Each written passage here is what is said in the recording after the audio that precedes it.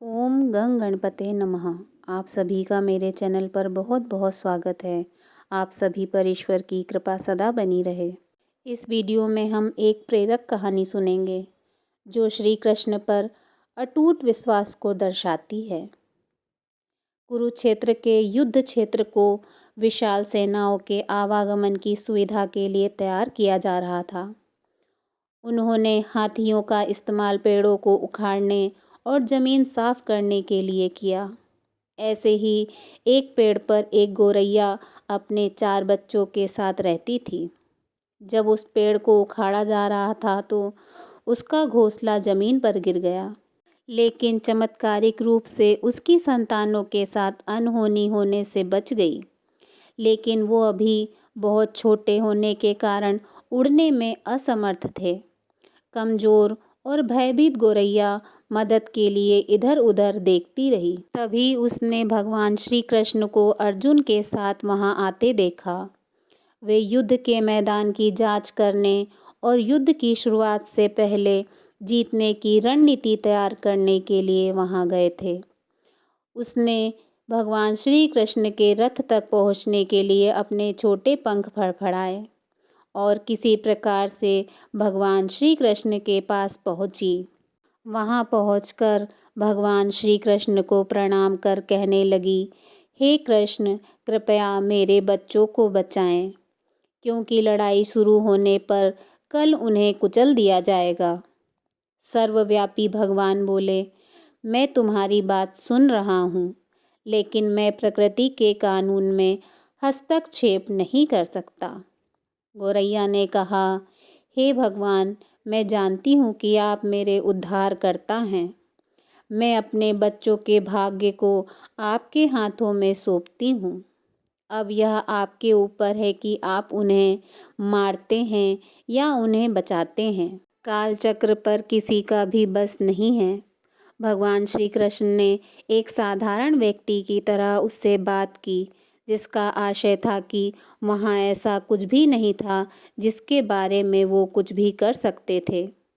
गौरैया ने विश्वास और श्रद्धा के साथ कहा, प्रभु, आप कैसे और क्या करते हैं वो मैं नहीं जान सकती। आप स्वयं काल के नियंता हैं, यह मुझे पता है। मैं सारी स्थिति एवं परिस्थिति एवं स्वयं को परिवार सहित आपको समर्पण करती हूँ। भगवान बोले, अपने घोंसले में 3 सप्ताह के लिए भोजन का संग्रह करो। गौरैया और भगवान श्री कृष्ण के संवाद से अनभिज्ञ अर्जुन गौरैया को दूर भगाने की कोशिश करते हैं। गौरैया ने अपने पंखों को फड़फड़ाया और पुनः अपने घोंसले में वापस चली गई। 2 दिन बाद शंख के उद्घोष से युद्ध शुरू होने की घोषणा की गई। भगवान श्री कृष्ण ने अर्जुन से कहा कि अपने धनुष बाण मुझे दो। अर्जुन चौंक गए, क्योंकि भगवान श्री कृष्ण ने युद्ध में कोई भी हथियार नहीं उठाने की शपथ ली थी। इसके अतिरिक्त अर्जुन का मानना था कि वह सबसे अच्छा धनुर्धर है। उन्होंने कहा, भगवान, मुझे आज्ञा दें। अर्जुन ने दृढ़ विश्वास के साथ कहा, मेरे तीरों के लिए कुछ भी अभेद्य नहीं है। चुपचाप अर्जुन से धनुष लेकर भगवान श्री कृष्ण ने एक हाथी को निशाना बनाया, लेकिन हाथी को मार के नीचे गिराने के बजाय तीर हाथी के गले की घंटी से जा टकराया और एक चिंगारी सी उड़ गई। अर्जुन यह देखकर अपनी हंसी नहीं रोक पाए कि भगवान श्री कृष्ण एक आसान सा निशाना चूक गए। क्या मैं प्रयास करूं? उसने स्वयं को प्रस्तुत किया। उसकी प्रतिक्रिया को नज़रअंदाज करते हुए भगवान श्री कृष्ण ने उन्हें धनुष वापस दिया और कहा कि और कोई कार्यवाही की आवश्यकता नहीं है। अर्जुन ने पूछा, लेकिन केशव, आपने हाथी को क्यों तीर मारा? भगवान श्री कृष्ण बोले, क्योंकि इस हाथी ने उस गौरैया के आश्रय को, उसके घोंसले को, जो कि एक पेड़ पर था, उसको गिरा दिया था। कौन सी गौरैया? अर्जुन ने पूछा। इसके अतिरिक्त हाथी तो अभी स्वस्थ और जीवित है, केवल घंटी ही टूटकर गिरी है। अर्जुन के सवालों को खारिज करते हुए भगवान श्री कृष्ण ने उसे शंख फूंकने का निर्देश दिया। युद्ध शुरू हुआ। अगले 18 दिनों में कई जानें चली गईं। अंत में पांडवों की जीत हुई। एक बार फिर भगवान श्री कृष्ण अर्जुन को अपने साथ सुदूर क्षेत्र में भ्रमण के लिए ले गए। कई शव अब भी वहाँ हैं जो कि उनके अंतिम संस्कार का इंतजार कर रहे हैं। जंग का मैदान गंभीर अंगों और सिर, बेजान हड्डियों और हाथी से अटा पड़ा था।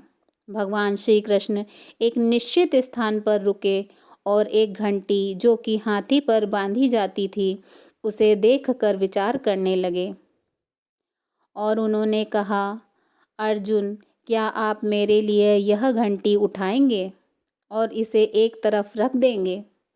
निर्देश बिल्कुल सरल था, परंतु अर्जुन के समझ में नहीं आया। आखिरकार विशाल मैदान में जहाँ बहुत सी अन्य चीज़ों को साफ करने की ज़रूरत थी, भगवान श्री कृष्ण उसे धातु के एक टुकड़े को रास्ते से हटाने के लिए क्यों कहेंगे? उसने प्रश्नवाचक दृष्टि से उनकी ओर देखा। हाँ, यही घंटी, भगवान श्री कृष्ण ने दोहराया। यह वही घंटी है जो हाथी की गर्दन पर पड़ी थी, जिस पर मैंने तीर मारा था। अर्जुन बिना किसी और सवाल के भारी घंटी उठाने के लिए नीचे झुके। जैसे ही उन्होंने इसे उठाया, उनकी हमेशा के लिए जैसे दुनिया ही बदल गई। 1 2 3 4 5 4 युवा पक्षियों और उसके बाद एक गौरैया उस घंटी के नीचे से निकले। बाहर निकल के माँ और छोटे पक्षी भगवान श्री कृष्ण के इर्द गिर्द मंडराने लगे एवं बड़े आनंद से उनकी परिक्रमा करने लगे। 18 दिन पहले काटी गई एक घंटी ने पूरे परिवार की रक्षा की थी। मुझे क्षमा करें, हे भगवान श्री कृष्ण, अर्जुन ने कहा। आपको मानव शरीर में देखकर और सामान्य मनुष्यों की तरह व्यवहार करते हुए मैं भूल गया था कि आप वास्तव में कौन हैं। आइए हम सब भी उसकी शरण में हो जाएं और उस पर अटूट विश्वास रखें। मुझे पूरा विश्वास है कि वो कभी हमारे विश्वास को टूटने नहीं देगा। बोलिए जय श्री राधे कृष्णा।